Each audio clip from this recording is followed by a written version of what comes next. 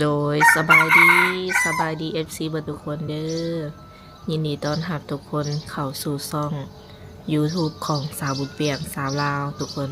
มาพบมาพอกับสาวบุญเปียงในมื้อนี้เนาะเป็นยามเที่ยงๆกำลังสิเดินทางไปหาสาวโสดคือเก่าเด้อซึ่งว่าสาวโสดคนนี้ก็เป็นสาวโสดที่ว่าเคยเปิดใจแล้วครั้งหนึ่งเนาะทุกคนเป็นสาวโสดรุ่นใหญ่ที่ว่าเพิ่นเองก็เป็นสาว รุ่นใหญ่เป็นแม่ใหม่เนาะเป็นแม่ใหม่ลูกเป็นแม่ใหม่มีลูกแต่ว่าตอนนี้ทั้งลูกเพิ่นก็ใหญ่แล้วเนาะแล้วมื้อนี้เพิ่นเองก็อยากออกมาเปิดใจอีกครั้งหนึ่งโดยสาเหตุหยังอันนี้ทางสาวเบเองยังบ่ทันฮู้มีแต่ว่าทางเฮาก็สิได้ขออนุญาตเข้าไปโอไปลมเข้าไปสอบถามทางสาวโสดเพิ่นพร้อมกันเนาะอันนี้บรรยากาศอยู่นำในบ้านของสาวบุญเปียงนี่แหละ เป็นกลางเว้นหรือว่าตอนบ่าย แดดแดดว่าทุกคนเลยบ่ายมื้อนี้ก็จักสิว่าแนวใดจักสิแหมสิไหมเนาะแบบเมื่อวานนี่ก็ออกก็คือว่าสุดยอดเลยแบบแหมแฮงในไหนก็สู้คือเก่าเนาะเพราะว่าเป็นเบียกเป็นงานที่ว่าทั้งสาวบุญเบียงมักในไหนทั้งทำแนวใดทั้งสาวบุญเบียงเองก็สู้บ่ถอยโดย ฝากกดไลค์กดแชร์กดติดตามให้ในเด้อเพื่อเป็นกำลังแรงใจในการถ่ายทำคลิปต่อๆไปสำหรับช่องทางติดต่อแมนเขามาเอาในคลิปเนาะอยู่ต้นคลิปจะมีไลน์หรือว่า Facebook ของสาวบุญเปียงอยู่เนาะให้แอดหรือว่าทักแชทมาได้ตัวเนี่ยทักมาเอาได้เนาะบ่ว่าจะเป็นสาวโสดคนนี้หรือว่าสาวโสดคนอื่นๆก็คือกันช่องทางติดต่อแมนอยู่ในต้นคลิปโดย มีแต่ว่าเขาไปหาทางบ่แม่นเขาไปหานะมีแต่ว่าทางสาวเปลี่ยนก็สิได้เดินทางเนาะเปิดภาพมาบัดนี้ก็อยู่เฮือนอยู่ซ่านของสาวโสดเพิ่นเลยบัดนี้โดยสบายดี เจ้าสบายดี สบายดีสาวโสดเนาะทุกคน เปิดใจอีกแล้วติ เปิดใจอีกแล้ว บ่ได้จักเถื่อ อ้ายเนาะเป็นอะไรคือว่าบ่ได้จักเทื่อ จักเขาติเฮากี่ไรติ อืม โดย เขาติเฮากี่ไรติ ก่อนที่สิเข้าแบบว่าเรื่องราวต่างๆก็ขออนุญาตถามคืนก่อนซื้ออะไร ชื่อตุ้ยคือเก่านั่นแหละ โอ้ยเนาะ ชื่อตุ้ยนี่แหละ ชื่อตุยคือเก้าเนาะอันอยู่จักปีตอนนี้ หึ อันอยู่จักปีแล้วเพราะว่าบ่ได้มาถ่ายกับโดนเนาะ 43แล้วเนาะ โอ้ เป็นเลขหารเด้เนาะบัด เออ โอ้บอกเลขเนาะมัน บ่เลขหาร บอกเลขอีกแล้ว เลขหารเด้เบิ่งแล้วเฮาให้ เป็นอะไรมื้อนี้นี่ถือว่าออกมาแบบเปิดใจอีกรอบเนาะ โดย หลังจากที่ว่า ก็เลยเห็นแล้วก็เลยอยากถ่ายอีก อืมเมื่อก่อนนี่ขออนุญาตถามแบบมันก็มีคนเข้ามาคุยน้ำเจ้าอยู่บ่ มีอยู่แต่บ่จริงจังบ่จริงใจ อืม แบบลอย เขาเจ้าก็มาหาแบบมาเห็นตัวจริงอยู่บ่ ๆบ่เห็นมีแต่โทรเลยว่าสิมาเลยบัดนี้บ่มามีแต่ให้เฮาไปหาไม่มีเวลาไป อืม แต่ว่าให้ไปหา โดย ให้เพิ่นนี่อยากให้เจ้านี่เป็นคนไปหาเพิ่นเอง แม่น เออ รู้จักทางไปทางใด บ่ว่าที่ อีหลีเนี่ย บ่จักทาง รู้จักทางไปนี่แต่ว่าให้ข้ามคลองจะข้ามไปได้เลย โดย และแบบอยู่ๆแล้วเพิ่นก็ค่อยๆถอยออกไปบ่หรือว่าต่างคน เงียบ ก็ ไป ต่าง เลย เออ เงียบไป อืม บ่โทรมาเลยมีแต่ว่าสิมาหาบ่จังซั่นจังซี่พบอยู่หั่นอยู่นี่เฮาประจักษ์ทางไปเด้อยอมตัวนี้ อืม อือ ในแบบว่าคือแบบว่าเฮาเปิดใจนี่ก็มีแบบสเปคอยู่บ่แหละมักผู้ชายแบบใด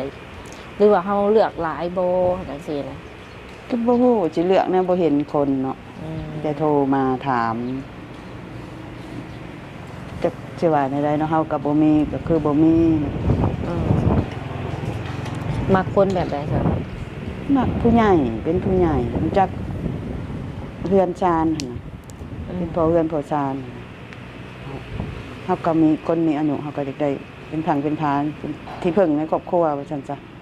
อืมแบบอยากสร้างครอบครัวใหม่อีกครั้งนึงเนาะ แม่น โดย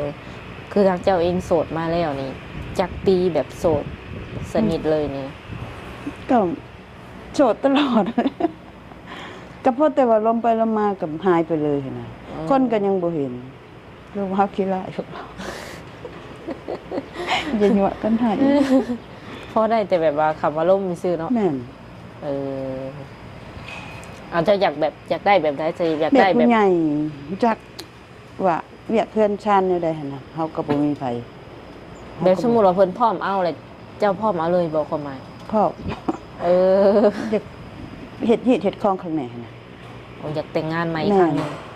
แบบจัดงานใหม่จังซี่ แม่น บอก แม่น หรือว่าผู แต่ กแขนกันซื่อ ทุกแค่น้อยหั่นแหละ ๆเออทอแต่ครอบแบบ แต่ ครอบ ว่าฮู้ พี่ จักเฮ็ดจักคลองหั่นน่ะเฮ็ด12คลอง14ว่าจัง อืมบ่ถึงขั้นว่าสิจัดใหญ่แต่ก็อยากให้มีแบบว่าผูกคอต่อแขนกันจบเจือ มี เนาะ ขอผูกมัดข้างใน เออคันสิแบบว่ามาคบกันแบบคือเป็นแฟนนี่ก็บ่อยากได้บ่ ก็เบิ่งไปหั่นแหละเนาะแต่ว่า แบบครบแล้วสิเอารถก็บ่ดอกเนาะ อืมแล้วบัดนี้นี่แนวได้คันว่า คือเปิดใจอีกรอบนี้นี่แม่นว่าคันว่าเพิ่นสนใจนี่แม่นอยากให้เพิ่นมาหาเลยบ่ โทรลมกันก่อนเนาะ เออ ยังบ่ทันอยากให้เพิ่นมาหาเจ้าก็ ก็เบิ่งไปเลยเนาะกับสิครบรถก็มันก็จะเป็นไปบ่ได้ อืม โทรลมกันก่อน โดย แบบอีจังเพิ่นเอิ้นว่าอีหยังจะไผหั่นน่ะเฮาก็ตกใจ เท่าเลยกับทางใจซะก่อนเนาะ ยันว่า เนี่ยจะไผเห็นมันตกใจเฮาต้องลมกันก่อน แบบแผ่นเจ้าขันหั่นน่ะสบาย เนาะ แบบผู้ใหญ่อะน่ะแต่เป็นตาอยากได้คือเราอยู่ เป็นได้ยังไงคือเรา มันเป็นตาอยากได้คือเราอยู่เราก็โชคดีเลย เออ นางขันน่ะเด้ โดย ผู้โชคดีก็คือว่าดีไปเนาะ แม่น ว่าทางเจ้านี่คือว่าโชคบ่ดี ถูกบ่ดีแต่โทรลมแล้วก็หายไปเลย เป็นเฮาขี้ร้ายบ่เฮา แบบว่าเจ้าก็ค่อยแบบมีเวลาโอ้ลมหรือว่าหับโทรศัพท์เพิ่นอยู่บ่ ได้ ส่วนหลายเพิ่นว่าติดต่อเจ้าในค่อนข้างว่าเนี้ยโทรก็ เพิ่นบ่ฮู้เพจ ตาด เพิ่นบ่ฮู้เพจเฮาเด้โทรยากอีหลีโทรศัพท์เฮาเดี๋ยวนี้เฮาไปล้างใหม่เลย บ่แบบเฟซนี่เพิ่นมีเนาะแต่ว่าโทรมาก็บ่ค่อยแบบมีไผรับ ยันบ่ถือนี่เพจข่อยนั่นถือ สิบ่ถึกแนวใดก็เฟซเก่าเจ้าหั่นแหละจะเปลี่ยนใหม่บ่ ไปล้างใหม่หมดเลย ได้บัดตุย ตุยซื้อเฟซเพิ่นตุยๆเพิ่นว่าเนาะ ๆชื่อ อันตัวเก่าหั่นนี่จ้ะ ชื่อตัวเก่ามันเป็นกำพรเขายากเขาว่า คือตั้งใหม่แล้วตัวนี้เนาะ ตัวเก่าอะไรแต่เปลี่ยนชื่อเป็นชื่อเดิมตุย เอ ตุย เฟซ แต่ เก่า ก่อนมันเป็นกำพรแล้วอยู่มาเป็นนันทสารตอนนี้ชื่อเดิมชื่อตั้งเพชรตะบิดเลย เข้าง่าย เป็นภาษาอังกฤษบัด แม่ นี้ นภา เนาะทุ ษาก ค อั น งกฤษตุย เมื่อก่อนก็คือเป็น แต่ก่อนมันเป็นคำพร ภาษาลาวบ่ คำพรภาษาลาวเลยกับภาษาอังกฤษ อยู่มาไปใส่นันทสารแล้วมันก็เลยโทรยากเข้ายาก อืม ก็จะ ลืมถามอยากได้อายุประมาณจักปี สมมุติว่าเพิ่นอายุน้อยกว่าเจ้า แต่ว่าเพิ่นเป็นผู้ใหญ่สิเอาบ่ คันยันเขาบ่หักเฮา เขาก็หักกันแล้วเนาะ เฮาอยากได้คนมีอายุแน่ ใหญ่กว่าเจ้า เลินเฮา ขึ้นไปฮอดจักปีอะนี่ อืมมันบ่ฮู้เด้ เอาเริ่มต้นก็คือ43เนาะ แม่น เอาขึ้นฮอด 50 50 60บ่หรือแนวใด 60ซะเฮาก็มีอายุอยู่เด้ อืม จังได๋เพิ่นสิว่า ได้เนาะ เมื่อยน้ำแล้วบ่ แนะนำ อืมขออนุญาตถามปัจจุบันนี้เฮ็ดเวียกเฮ็ดงานหยัง เฮ็ดนาเลยมานาเนี่ย เป็นชาวนา เจ้านาคือเก่า ชาวนาคือกัน อยู่เฮือนก็ยิบผ้า เป็นสร้างแต่ยิบอันนั้นยิบสินยิบเสือนี่แหละวะ แม่นยิบชิ้นยิบเจือ ทั้งของผู้หญิงและผู้ชายบ่ ได้ทั้งผู้หญิงผู้ชายได้เบิด เพิ่นก็ยังยิบเครื่องยิบหยังได้ทุกคน แต่ตาก็บ่อยากเห็นนุ่งเลยอยู่เฮือนใส่แว่นนี่มานี่บ่ได้ใส่ แบบเวลาเฮายิบนี่มันแบบบ่ค่อยจะเห็นบ่ บ่เห็นตัดแว่นอยู่เฮือนใส่แว่น หากคือเฮาเว้ากันแบบมีเห็นได้ปกติแล้ว เห็นมัว เอ เห็นไกลสำได้นี่บ่จื้อคนเด้ออย่าว่าขี้คุยได้ เฉพาะแล้วเพิ่นจังเฮ็ดเซยอยู่ เจ เนาะ อเลย ประมาณหัวนี่บ่จื้อแหละ เออ สิค่ำๆจังได๋แฮงบ่เห็นเป็นผาเบิด หากก็ถือว่ายังเก่งเนาะเพราะว่าเพิ่นก็ยังเฮ็ดเวียกเฮ็ดงาน เพิ่นบ่เฮ็ดเพิ่นจักสิเอาเงินใส่ ขออนุญาตถามแบบ อืม ลูกเต้าเด้ ลูกเต้า ยังอยู่นํกันบ่ทุกคนบ่ ยังแต่ผู้เดียวลูกชายเดียว ผู้หญิงเขาก็ออกคือกันหมดเลย ทั้งหมดมีจักคนซะ 3ยิง2ชาย1 ออกเพื่อนนี่ยิงสองออกไปแล้วยังเหลือแต่ ชายยังบ่ได้มีครอบครัว อ๋อเพิ่นจักปีแล้ว ลูกชายฮะ โดย 30 โอ้ 30 ปีเลยลูกชายเดียว สายเดียวสายละบ่ ลูกชายโทน สายโทน ผู้เดียว ยิง2ชาย1 โอ้ก็คือปัจจุบันนี่อาศัยอยู่กับลูกชายเพิ่น ลู เนาะ กชาย หากลูกสาวนี่เพิ่นก็เที่ยวไปเที่ยวมาหา เที่ยวไป อยู่ เที่ยวมา เอาลูกให้เพิ่นอีกมื้อนี้บ่ได้เอามาก็สิได้มานาวอื่นยังได้เอาหลานละ เอาหลานแล้วปัจจุบันนี่เนาะ บางมื้อก็บ่ได้เอาคันแม่ยากเขาก็บ่ได้มา อืมเอาแบบเรื่องเงินเรื่องคำแบบเฮาลูกเพิ่นก็หายใส่อยู่บ่แหละ ให้บัดเขามีบัดเขาบ่มีก็บ่ได้ เป็นช่วงเนาะ เป็นช่วง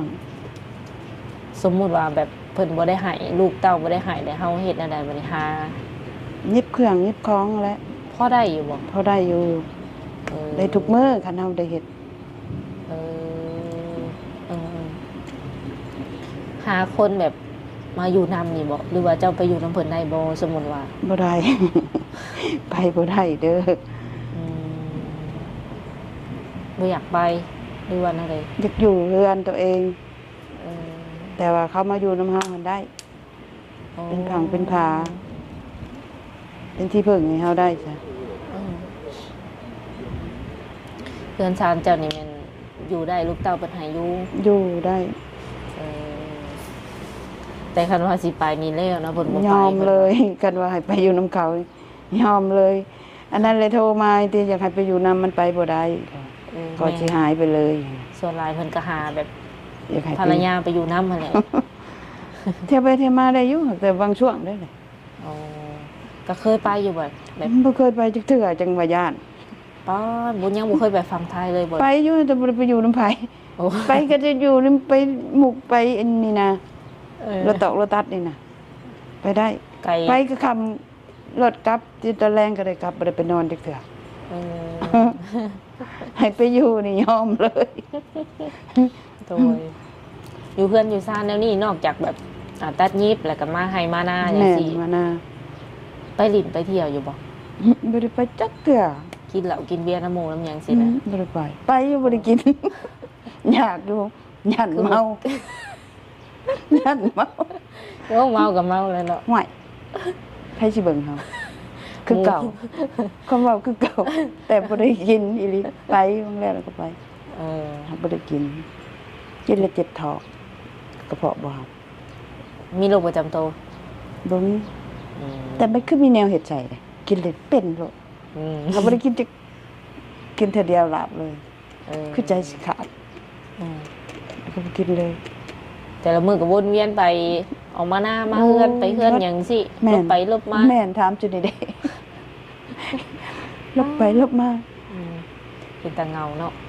เหงาบ่มีผู้ช่วย อืม อยากได้ผู้ช่วยอยากเฮาแหน่รู้จักครอบครัวว่าซั่นซะ ให้หน้าตะกร้าก็มีบ่ มีอยู่ ปีนี้เฮ็ดแนวใดสักปีนี้ เฮ็ดบัดนี้ทงนี้ทงนำบ่ได้เฮ็ดป้าเขาเฮ็ดเขาไปเฮ็ดเลย อืม นาช่องบ่อน โดยแล้วบ่ แล้ว ปีหนึงนี่แบบได้ข้าวหลายบ่ ได้ข้าวหาชิบกุ้มกิน โอ้ บางเทื่อก็ขายแลกเป็นเงิน อยู่เปลี่ยนความเพิ่น เปลี่ยนเป็นเงิน อืม โอ้ ตั้งแต่ปีนั้นที่ว่าเฮามาถ่ายทำเนาะเพิ่นก็ แม่น คือเฮ็ดเองทุกอย่างเนาะนับตั้งแต่ตัด ทีนี้ ข้าว ก็มาเฮ็ดอีก คือเก่า ปีนี้เจ้าก็สิเฮ็ดเองบ่ตัด แม่น ข้าวตัดหยัง เฮ็ดเองเพื่อเจ็ดเนาะอาศัยไผยากก็แต่อาศัยเขาก็ดีมันจังก็มีแต่เงินนะบ่มีเงินจ้างเขา แล้วเนาะ อย่าเว้าหลายเมื่อยกันเว้าเรื่องนี้มาถึงนั้นก็สิหายใจคอ พอเห็นแต่หอยยิ้มเจ้าเดียวเลยนะ หึ คือเว่าอย่างหนึ่งก็คือ หึ รู้สึกว่าเพิ่นอารมณ์ดีตลอดนะคะมักยิ้มมักหัว ยิ้มเลยน้ำตามันสิออก มีเรื่องถูกข์บ่มีเรื่องถูกข์ในใจว่าบ่ได้บ่ หึ แบบว่าเป็นคนอารมณ์ดียิ้มกบเกลื่อนซื่อๆเนาะแต่คนเพิ่นอาจจะมีแบบหลายสิ่งหลายอย่างอยู่ในใจเพิ่นบ่แหละเนาะ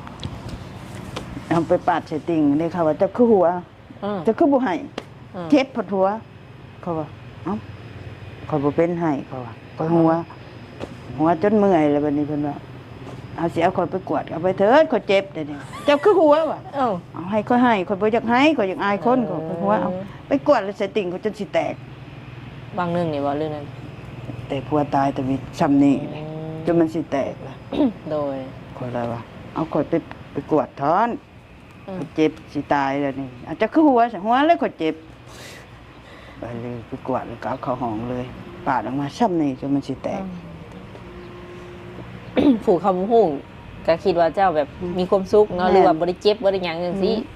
จังหัวเลย แม่นทำเอาก่อนเดี๋ยวมันตายเลย เออ เขาก็ห้าอีกเพิ่นแล้วบัดนี้อ้าวเห็นเจ้าหัวจะคิดว่าเจ้าบ่ได้เจ็บเพิ่นว่า อืมขออนุญาตถามเรื่องแบบสมมุติเจ้าจะเริ่มต้นชีวิตใหม่อย่างสิสร้างครอบครัวใหม่เนาะลูกเต้าเพิ่นสิบ่ว่าบ่ บ่ว่าได้ เพิ่นให้มีใหม่ คะแนนเขาหักแม่เฮาแล้วก็กุ้มแม่เฮามาเท่านั้น อืมโดยเพิ่นบอกแล้วแม่นบ่ แล้วก็บ่ให้มีภาระว่าเบื้องลูกเบื้องเต้าอย่างนั้นนะคันเบื้องลูกเขาแล้วก็เบื้องลูกเฮาแล้วมันบ่ถือกัน อืมเคยเจอมาแล้วบ่ เจอ อืม เจอมาแล้ว อืม บัดตอนมาเอานี่บ่มีหยังบัดเอาก็แล้วมีแต่ภาระเอาภาระครอบครัวมาเกี่ยวข้องแล้วก็เลยบ่มีความสุข อืม เนาะ โดยก็ลองเบิ่งเนาะทุกคน คนไหนที่ว่าสามารถแบบมาอยู่ฝั่งลาวได้หรือว่า เข้าใจเนาะเที่ยวไปเที่ยวมาได้อย่าง อยาก ที่ ได้ ก็ลอ ค ง นลาวหั่นน่ะ อยากได้คนลาวพุ่น คนลาวคือกัน อ้าว คนไทยก็เป็นเฮาบ่ทันเห็นเขาจะเบิ่งใจกันไปก่อนสลายมีแต่คนไทยโทรมาเลยหายไปเลย อืมเพิ่นว่าเจ้าบ่ค่อยคุยกับเพิ่นเพิ่น บางคนก็ดีอีหลีเอ้าเฮาหับสายตลอดได้ อื มาหน้าสิบ่มีสัญญาณ โอ้ บ่มีสัญญาณเลยว่าเฮาปิดสายใส่บ่แม่นมันตัดไปเอง อยู่เพื่อนมีสัญญาณบ่สั่น บางเทื่อก็บ่มีเลย นั่นแหละอย่างยากเนาะ ยากเพื่อนข่อยยากมันโศกหลีกบ่ อืม เพื่อนข่อยไผก็ว่าบ่มีสัญญาณ แม่น จะไปก็ยังว่าบ่มีสัญญาณ แม่นเสร็จฮอดบ่เสร็จบ่ไปเลย อืม ค่ะ อยากใส่วิพายมันบ่ถึงวิพายก็บ่ถึง คือยังสิบ่มีแถวนี้ มีอยู่แต่แถวเพื่อนข่อยมันใส่บ่ได้ โอ้ก็เป็นจุดคือกันเนาะอันนี้ก็เนาะอืม เขาบ่มีตู้ใหญ่ เขาให้เขาซื้อสายเขาบ่มีเงินซื้อ ซื้อสายดึงใหม่เขา สายไฟเห็นบ่ สายอีสังสาย สายไวไฟ เม็ดหนึ่ง5,000 5,000ยัง 5,000กีบ โอ้ แล้วก็ซื้อลักอีก แบบเพิ่นให้ลงทุนเองเนาะ แม่น แต่เพิ่นสิมาดึงให้ แม่นโอ้ไปลงทุนซะนะเฮาก็ซื้อบัตรใส่สบายกว่าเนาะ โดยอันนี้คันว่า FC เพิ่นสิมาหานี่คือแบบต้องในคุยทำความรู้จักกับเจ้าก่อนเนาะ แม่นมาสะพายเฮาตกใจได้แบบอันน่ะ เฮาบ่เป็นเว้า เอาเป็นว่า เฮา คุ ต้อย ง คุยกันโดนบ่จังสิอนุญาตให้เพิ่นมาหา โอ้เป็นเดือนไปแล้วหรือว่าเป็นทิศเนาะ เออ เข้าใจกันก่อน โอเคเนาะทุกคนคันว่าเพิ่นสิทักมาเล่นน้ำนี้มีช่องทางแจ้งให้เพิ่นก็คือ Facebook เนาะ LINE มีบ่ บ่มีเลยเด้อลายเด้อ อ้าว